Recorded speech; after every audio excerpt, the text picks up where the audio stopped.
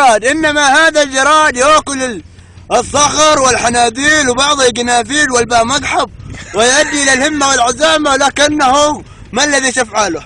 ما الذي تفعله يا ابن آدم عندما تمسك جرادة؟ أشوفها تتحرك؟ لا تقول لي أكذب، أنا من النوع اللي ما يكذب. أعطيك طريقة عندما تأكل الجراد الحي.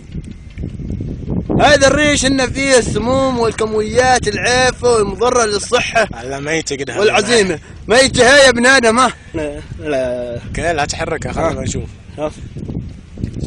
ها هذه جرادة قدامك انها تتحرك وتسير وتخبخب. يلا لكن اين ستذهب يا ابن عمي؟ اين ستذهب؟ اول اريك طريقة عندما تعلقها هنا وهي تتحرك. وين جبت؟ اطلع على قلي ها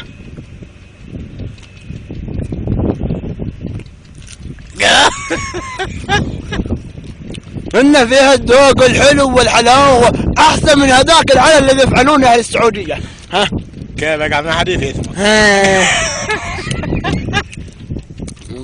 والله الحلاوة اللي فيها لم تؤدي إلى هذا السحابة العيلة.